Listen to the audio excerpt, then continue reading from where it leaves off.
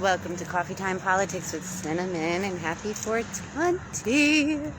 I'm going to try to turn this camera around and introduce you guys to downtown Dover. I don't know how I'm going to do it. Ah, there we are. Oh my goodness. Hello, Dover. Oh, you are just so beautiful in the spring. And so for happy 420 day celebration, I'm going to bring you to my coffee shop. It reminds me of Rhode Island. Our little coffee exchange had its own theme. And this one does too. It's a little slice of heaven. State capital of Delaware. Dover, Delaware. So right now we're on the green is what it's called. And so this is the big capital in the second smallest state. Blah, blah, blah, blah, blah. So what do we do when we have a broken heart to mend? Oh my gosh, I sit up on my throne and I'm like, have the world a junkie, oh my God, right? And my complaint, because I really tried. I completed like frickin' 20 course credits in addiction, substance abuse, and chemical dependency. And then I went and tried to work at a rehab. Oh my goodness. You would have thought that the devil walked into the doors of heaven. You guys fucking hate me. You don't want to hear anything that I have to say. And that's okay. Because if I can't relate, I educate. And that's my choice. But at the end of the day, who's posting on Facebook that they are desperate because they made fucked up choices, and now what they love they lost, and they have no idea what to do to pick up the pieces, like over and over again. So what do we do to mend a broken heart? Well, here's the thing. People have got to stop caring about making a fool of themselves. Because the only way anybody can process anything fucked up is to be a goddamn fool. So here we are. Oh, it's so beautiful. I love it. Look at this. Oh my goodness. Just darling. So it's called the House of Coffee. And you know, a lot of folks during COVID went out of business. These guys held on. And they held on strong. And I love them to death.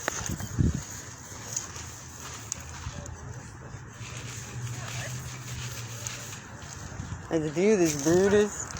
Happy 420.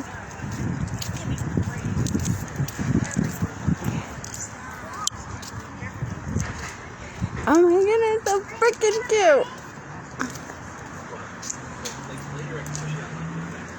Hello, how are you doing? I'm good, how are you?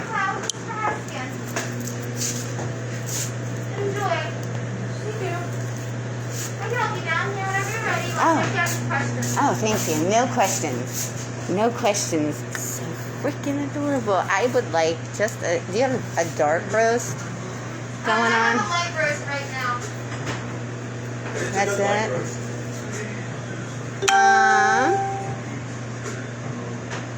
Throw a shot of espresso in there. You want a shot of espresso? Yeah. Small? Cream and sugar.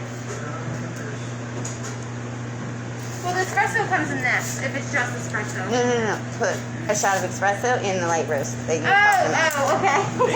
Listen. Make it a dark roast. Listen. Everybody tells me it's all about my delivery. I accept accountability. So freaking cute. So I remember pre-COVID that you guys were like trying to rally, local talent and do like you know, some music nights and stuff like that. Like, is that something you guys are going to start trying to do this summer? I'm sure, but I'd have to check with the boss. I'm relatively new, so I'm not sure what her plans are. Yeah. But I think that'd be a good idea. Because I think it also depends on how everything goes with COVID as well. Of course, that's still up in the air. Oh, and forever will be. Yeah, maybe. That is where surrender comes in. So freaking adorable. I mean, look at this.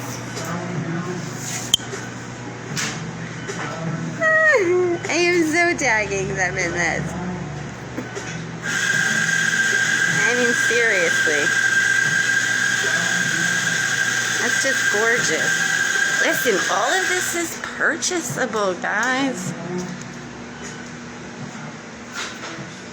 This is just gorgeous. That's talent, man.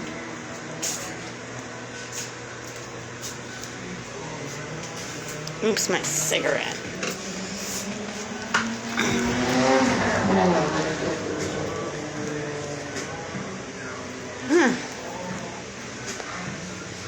Just love this art.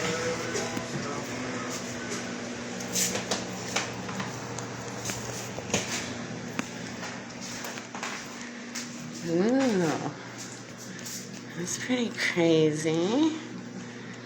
Well, it kind of reminds me like what Gary is right now.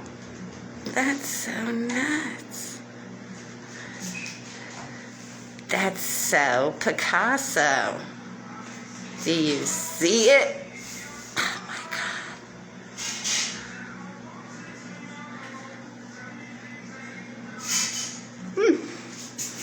Ooh.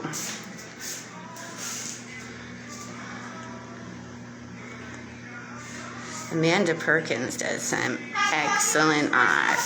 Coming! She does some excellent art on her Facebook page. And this style is something she's definitely mastered. Okay, coffee is ready. Woo-woo! Happy 420!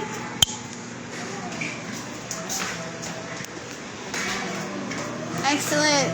Yeah. Enjoy. Oh, you as well, darling. Be safe.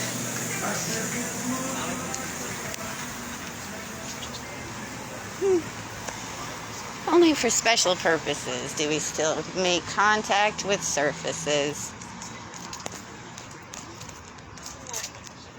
The things we do for love. What a gorgeous day, though. This is a perfect 420 day. Oh my gosh. What do we do to heal a broken heart when addiction isn't an option and overcompensation can't be afforded? The fuck do you do? You know what I mean?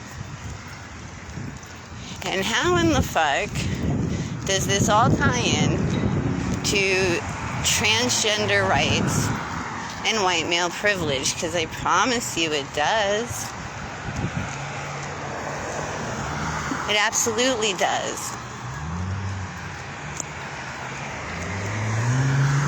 Because statistically, women are afflicted with addiction more than men.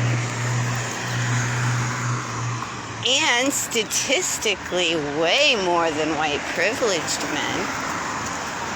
Statistically. So you get there, put your feet on the ground, and wade through the quagmire of statistics. And Delaware is an absolute genius on reaping profit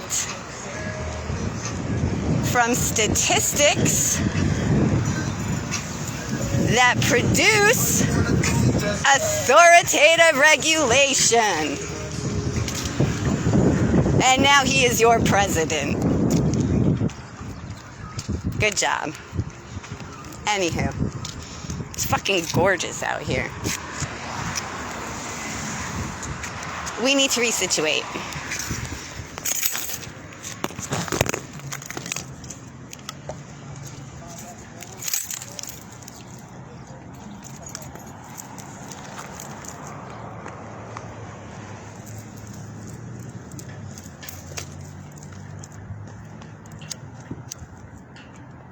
Oh, fucking awesome. Oh my goodness. And why is this so important to me? Because, guys, I'm in Dover, Delaware. Looking like this. No. And every car that passes by thinks I'm a junkie prostitute. Because here in Delaware, it is socially acceptable to be a junkie prostitute. You gotta do what you gotta do, right? Wrong. Absolutely 100% incorrect. So I fight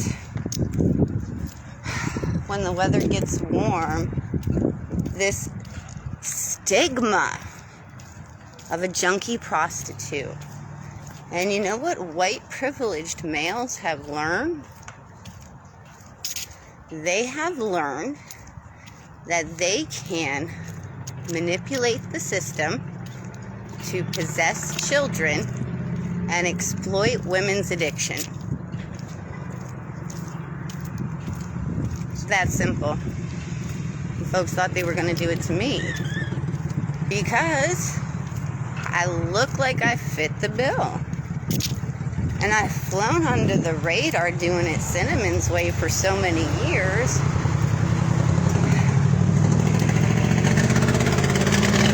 That I didn't care enough to learn anybody else's way so that when their way was stronger than mine, I had a defense.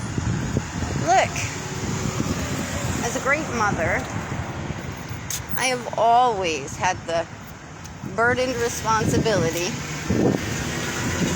that once we figure out I am smarter and I am stronger, the dynamic is now inappropriate and it needs to be changed. And I'm the one who has to accept accountability and responsibility for the present and the future because I'm the one that's smarter and stronger. How does that play out in real life?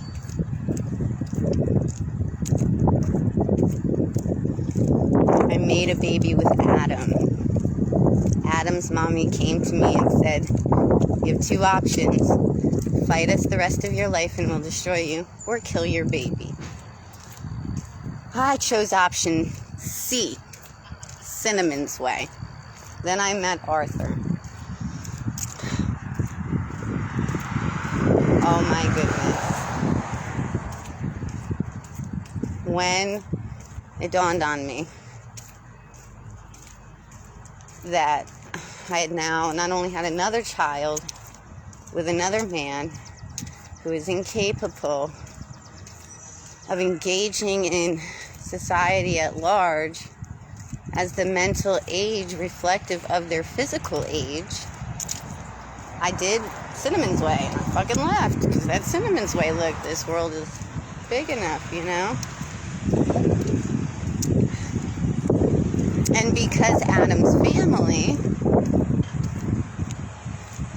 was accepting of Cinnamon's way, I assume so would Arthur and his family and community, and it didn't work that way. And I didn't have a mommy. I didn't know about this shit. I didn't have a mommy. So I learned the hard way. Now,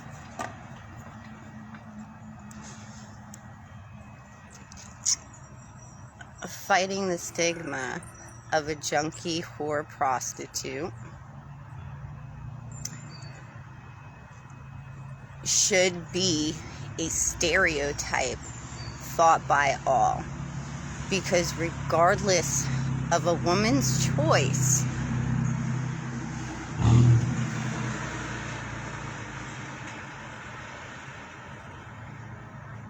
passing judgment only fulfills each individual's personal self-agenda, because everybody afflicted with addiction needs help. Everyone, all of them, every last one of them, including the non-reported statistical male privileged population. There are more addicts in that population that are not reported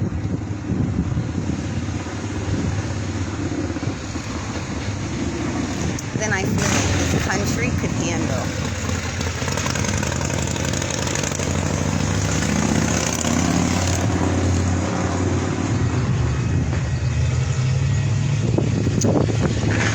And they are the ones primarily stereotyping these female choices. So, someone who is afflicted with addiction is afflicted with a condition, and it is not by choice. And no one will ever debate that. I mean, they can try, come on. Give it all you got. That's not by choice. So, while the condition is active, the choices made are inhibitions. Therefore, judging someone on choices that are a result of inhibitions is a political and legislative arena that has shaped and molded what freedom means in this country. And when we speak about transgender rights and stigma stereotypes,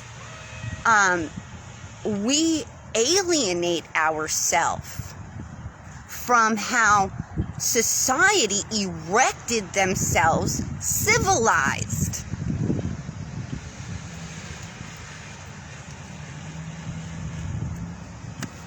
Happy 420.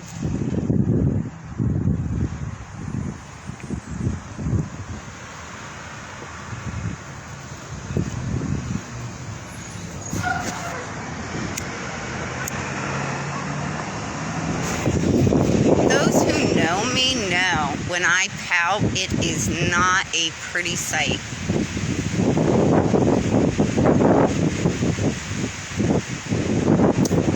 But when I grew up and had to face adult traumas, it was no longer pouting, it was coping.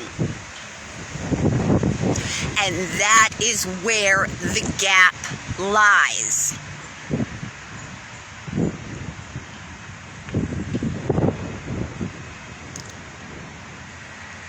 We continue to ill-prepare our children, who continue to ill-prepare our society, who continue to ill-prepare future generations because of one simple truth. We're taught when we're young it's pouting. When we grow up, nobody bothers to explain to us it's a coping mechanism.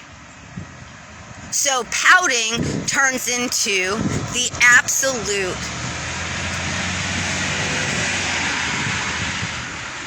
dependency of making that pain of whatever that trauma was stop. Making the pain of trauma inside of a human being stop at will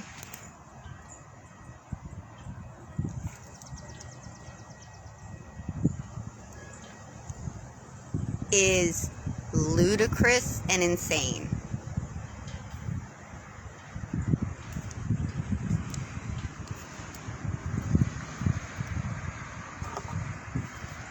So,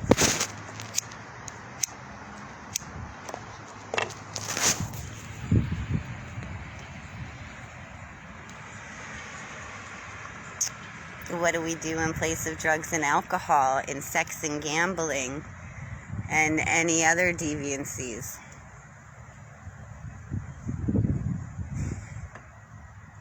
Well, just so happens, Mama Love's got some mantras. It might not seem significant, but if you truly try to apply it, you'll see the changes. Our point is to grow. Our purpose is to heal. Our reason is to learn to love unconditionally. And our goal is peace. We do this by giving food and cleaning poop, literally and metaphorically, so the ones we love have enough room to grow. We have mantras that we recite so that we don't deviate from our focus. I live, I love, I grow, I strive. I will not hurt, I will not destroy, I will not victimize, I will not traumatize. Because the end goal is peace. You cannot stop the pain. I'm so sorry, babies. The pain is present. And I am letting you know that I acknowledge the pain is real. But to delude any of you would be sacrilegious. So our goal is peace, because that is all that heals the pain. Pain is absolute disruption. No matter how quiet it is, no matter how calm it is absolute disruption.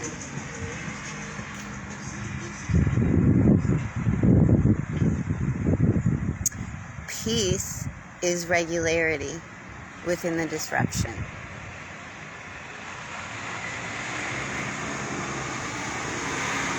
And that's how we can literally apply the intangible concept of peace to the intangible concept of pain, emotional pain, in a tangible, applicable process.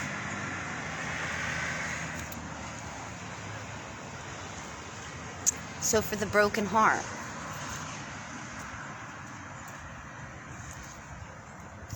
rejection is hard, man, you know, drives people to commit suicide, drives people to murder, all of which I've had to witness in my family. Love driving people to murder. Oh my goodness. My mom was murdered, Jim was murdered, fucking Brandy was murdered. Listen, guys, this is fucking white privileged America. Shit's swept under the rug. That's just how it works. And people die over it. And you don't get statistics about it. Because I promise you, the hood, the ghetto, the kill zone is just as dangerous as these white privileged communities. You guys are just louder about it, that's all. So I fucking love you guys. Stand by your side any day. You are who you are, and you don't give a fuck. It's scary sometimes, I'm not gonna lie, but fuck, I'm fearless, right? If I'm where I am because I'm doing the right thing, I'll fucking die for it. But I'm not going to impose myself into a situation that will facilitate my fucking death. Like going to Kensington to cop dope.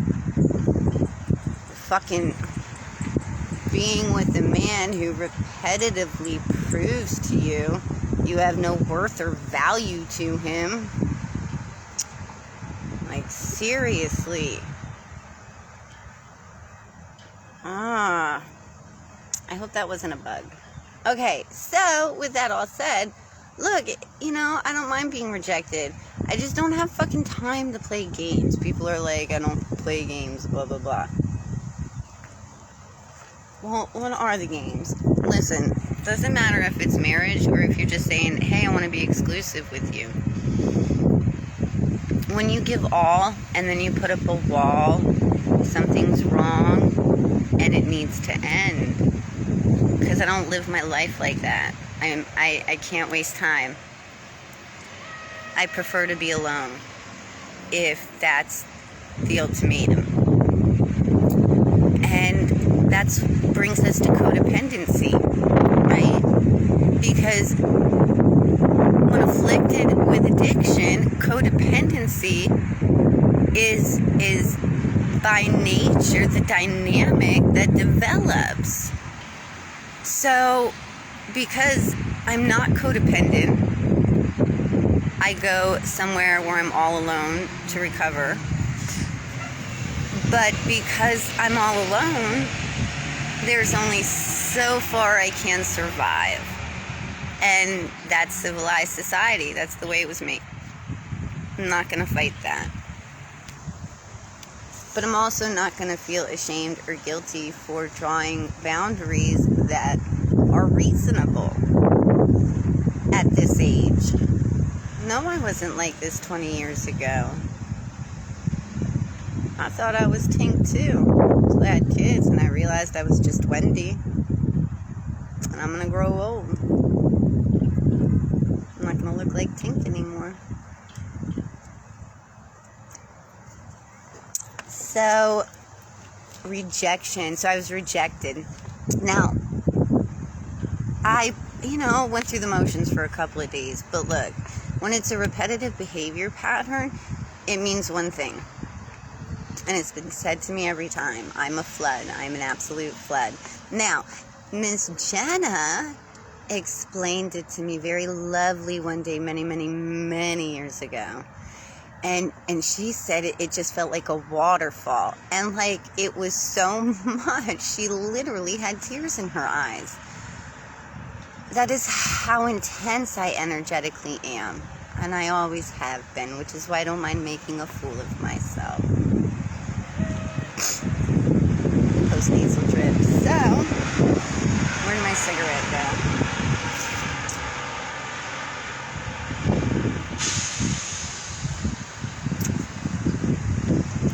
No matter what way it is psychoanalyzed, it comes down to one answer.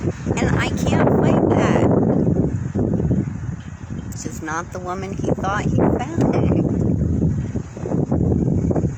And the walls were to create distance so the flood would dam up and he'd have room to breathe. And I have Robert to thank for that because Robert was honest with me from the beginning about it. He was not afraid to let me know how fucking intense I am. And he's intense. And so I just woke up one day and listened.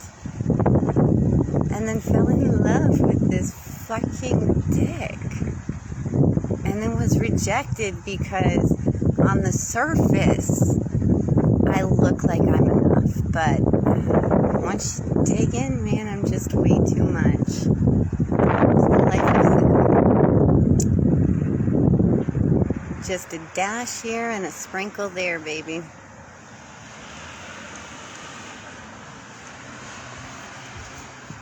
And that's hard. That's hard to come to terms with, man.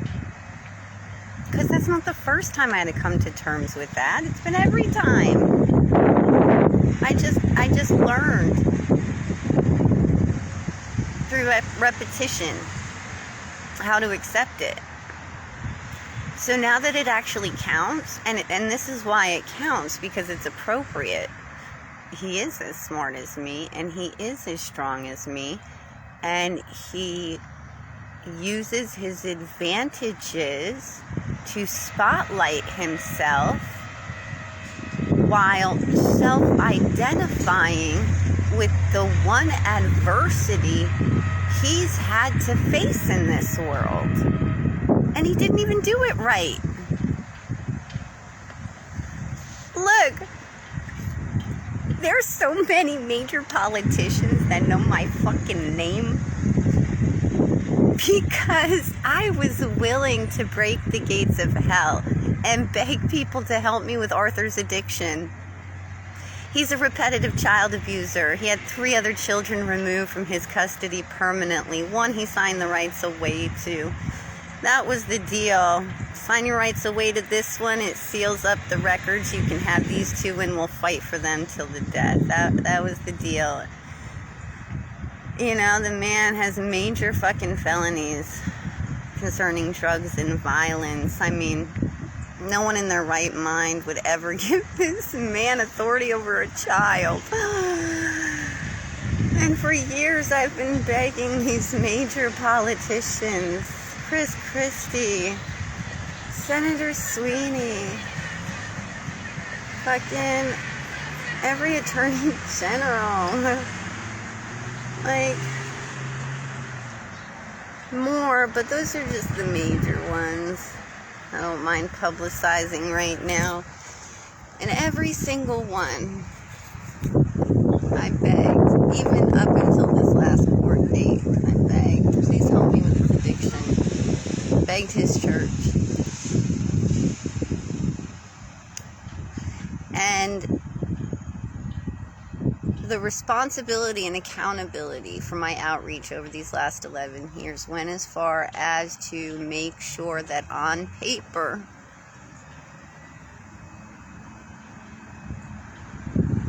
everything looks clean.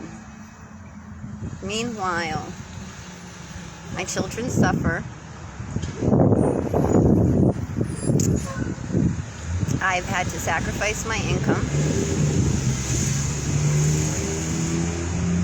And I am constantly trying to figure out how to draw healthy boundaries to reinforce my individuality while figuring out who to be so that he'll cooperate with me, and somewhere inside of him will be inspired to be the man that loved my children the way he did in the beginning.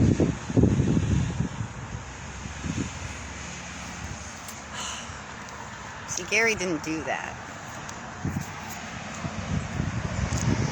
Gary just gave her enough fucking rope to hang herself with. Fucking scooped that little boy up.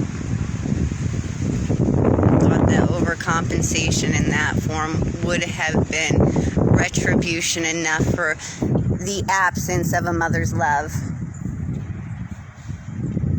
When you are a great man and a great woman, you are therefore obligated to be not only a great father, but a great parent and a great mother. And you accept accountability and responsibility for your actions. Addiction is a cruel disease, and it permanently creates damage inside of a human being. And to neglect and ignore that is so disappointing when you had every advantage. You received sole custodial rights of your son. You moved to an entirely different state. You had the politics and the politicians front and center listening to you.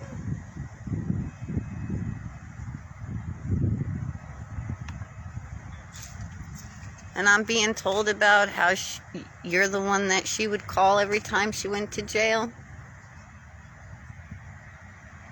Well, let me tell you something. I wrap that shit up too with him. So you can suck my cock.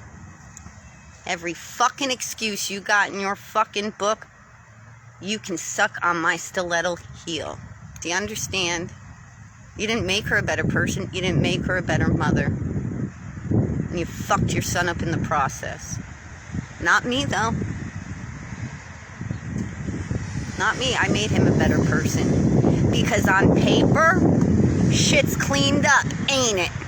So when my kids grow the fuck up and people dig into their fucking past, it's gonna look like on paper that they come from a clean family too, who had a couple dysfunctions along the way. So whatever. Mommy rule number 1, the name of the game is I win, because I do not play games. And this is what I got my heart broken by. I'm a flood. I'm too much. I'm not the woman he thought he found. He's as smart as me. He's as strong as me. He's looking for a woman who's less than me. And because we're equals, less than means he's a predator. Do you see the logic? Do you understand the logic? That's what breaks my heart.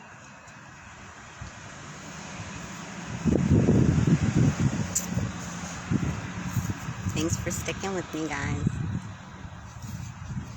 I'm gonna go 420. I'm legalized, bitch. Got my card and everything. Not ready to publicize it yet, though. Mwah. Happy 420. Maybe we'll do some dancing later.